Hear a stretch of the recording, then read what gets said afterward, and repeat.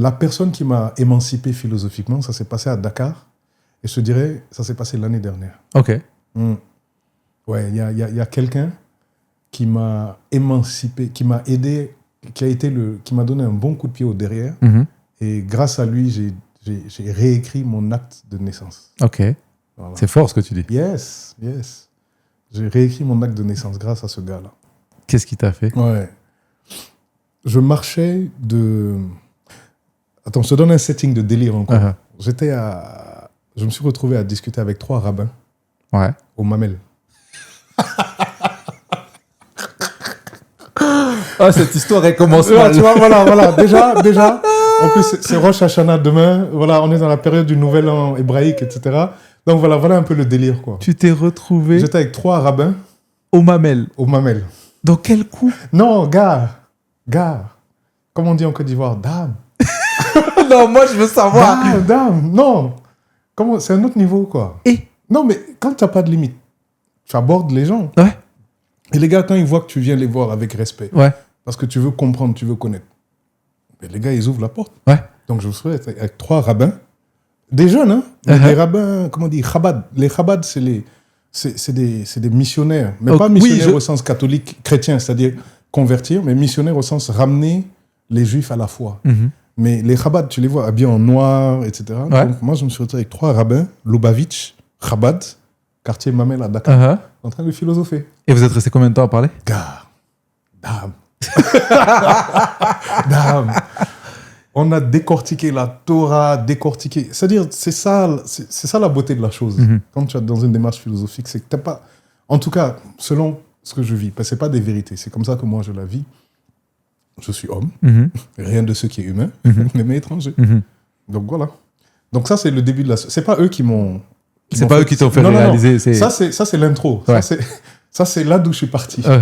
Donc, pour digérer toute cette réflexion philosophique, je dirais réflexion talmudique même, parce que de la soirée, je décide de marcher de Bamel jusqu'à chez moi à Stade de Ngor. Voilà, comme ça me laisse le temps de digérer, etc. Et à un moment donné, est-ce que je peux dire que pendant la discussion avec les rabbins, il y avait un fond de bouteille de Jack Daniel? Ça, je peux le dire, non? Oui, tu peux. Okay, bon, c'est ce qui s'est passé, donc tu peux. Voilà, ok. Bon, ça, voilà, ok. On parle free, non? Ouais. Okay, bon, donc je reconnais qu'il y avait un fond de Jack Daniel. Quand même. Et c'est un peu pour ça que j'avais besoin de marcher. En fait, le fond de Jack Daniel, il a activé les neurones, mais il fallait le... Voilà, c'est pour ça que j'ai décidé de marcher. C'est pas juste pour faire le philosophe, c'était... Il fallait, voilà. Et, les rabbins, ils boivent? Oui. Ok. Oui, il y a pas de... Non, je pose la question parce que je savais pas. C'est bien que tu le dises parce que Parce que je voulais savoir si tu étais seul avec le fond de Jack Daniel, s'ils ont participé avec toi. Moi, j'ai trouvé le fond. Ok. Je sais pas. Toi, moi, j'ai trouvé le fond. D'accord. Mais je sais pas. Je peux pas dire c'est eux. Voilà. Donc tu marches pour retourner chez toi. Je marche pour retrouver mes esprits. Ouais. Et retourner chez moi. Et là, à un moment donné, je tombe sur une personne. Ce qu'on appelle le mot ne me plaît pas beaucoup, mais un fou. Ouais. Voilà. Mais le mot ne me plaît pas beaucoup. Mais bon, on comprend. C'est plus facile pour tout le monde de comprendre, voilà. De voir le Je suis profil. pas d'accord avec ce mot, mais un fou, quelqu'un qui a pété un câble. Vraiment. Et je sais pas qu'est-ce qui m'a pris, j'ai décidé de parler avec le gars. Oh. T'as vu, j'allais dire ok, même mon ok il s'est arrêté. J'ai décidé de parler avec le gars. Ok. Et le gars était couché, il dormait, il somnolait, il parlait, je sais plus. Mais j'ai décidé de causer avec le gars. Donc tu t'assois avec lui. Je me mets accroupi à côté du gars. Et puis, je parle au gars. Le gars, ça l'énerve parce que le gars, je sais pas qu'est-ce qu'il faisait, mais il voulait pas parler. Moi, forcé, il faut que je parle. Et je commence à causer avec le gars. Et puis, à un moment donné, le gars se tourne vers moi. Bon, je traduis du Wolof. Il me dit, moi, je suis fou. Moi, je sais. Mais toi, t'es plus fou que moi, en fait. Yes, sir.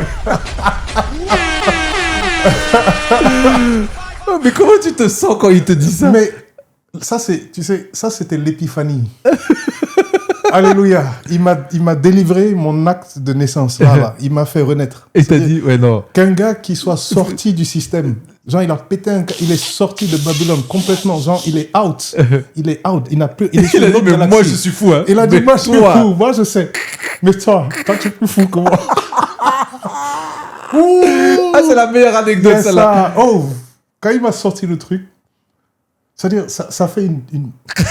Attends, je vais utiliser un mot. T'imagines quand t'as dit continuer ta route? Non, j'ai continué ma route, mais là, je marchais sur... Tu sais, comme dans les films, je marchais sur du coton. C'est-à-dire, ça fait une déflagration en moi. C'est-à-dire, il a dit le truc... Tu sais, que quelqu'un soit dans Babylone et puis me dit, oui, mais toi, Toi, t'es fou, ouais. Tu dis, sais, ouais, mais en fait, c'est lui qui est... C'est un mot qui est... Tu sais, les gens qui sont polis disent pas, je suis fou. Ils disent, ouais, il est prof de philo. Ok. Ça veut dire la même chose, au Ok. final. Ok. Mais lui, il a pété un câble, de vrai. Mais qui me dit ça à moi, je dis, ça va. Voilà. Mais quand je suis retourné en cours le lendemain, les gars, j'ai raconté ça à mes étudiants. Et qu'est-ce qu'ils ont J'ai dit? dit, les gars, il faut que je vous dise un truc. J'ai bloqué le cours. J'ai dit, il faut que vous sachiez à qui vous avez affaire. Je suis fou. J'avais pété un câble. C'est juste que je m'en étais pas... Je m'étais déjà posé des questions 2 mois avant dans un hôpital psychiatrique.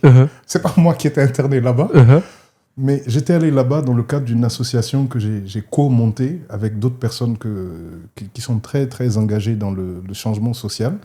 La réhabilitation, en fait, une association qui s'appelle Sigilen. Ok. On fait de la réhabilitation pour 2 catégories de population, les ex-détenus et puis les personnes qui souffrent de toxicomanie. D'accord. Et bon, malheureusement, il y a des personnes qui souffrent de toxicomanie et qui ont en parallèle aussi des problèmes de santé mentale, psychiatrique. Donc, on était en train de réfléchir à des ateliers d'art-thérapie pour les patients de l'aile psychiatrique de l'hôpital Fann. D'accord. Donc, dans ce cadre-là, je me retrouve à l'hôpital Fann et puis à un moment donné, je me retrouve assis dans un espace avec quelques-uns des patients qui étaient là. Puis un gars qui est venu, il s'est posé à côté de moi et puis il m'a parlé du monde, mais lui, il raisonnait le monde en couleurs. Il t'expliquait les couleurs, comment c'est les couleurs qui dirigent le monde. Et là, il me dit, regarde. Et puis à un moment donné, il parle, et puis pendant qu'il me parle, je me dis, mais ce qu'il dit là, moi, je vibes avec le gars. Mais donc, si ça se trouve...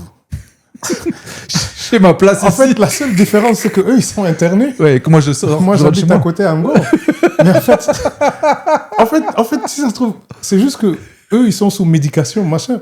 Mais je crois que j'ai pété un câble. C'est juste que je le gère bien. Tu vois, voilà. Donc, j'étais déjà dans ce truc-là de badge of honor de la part de gens qui sont sortis out du système et puis qui me disent... Donc, j'ai dit, mais si je vibe en même temps que lui, on est sur la même fréquence. Peut-être que... Voilà, quoi. Donc, c'est déjà dans ça. Mais ça restait trop philo. Mais quand l'autre m'a dit, moi, je suis fou. Moi, je sais, mais tu es plus fou que Cette moi. scène, je serais prêt à payer pour revoir cette Tu vois ce scène. que je veux Et dire? cette scène, elle devait être incroyable. Donc, imagine-moi, j'ai laissé 3 rabbins là-bas. Ouais. Un fond de Jack Daniel.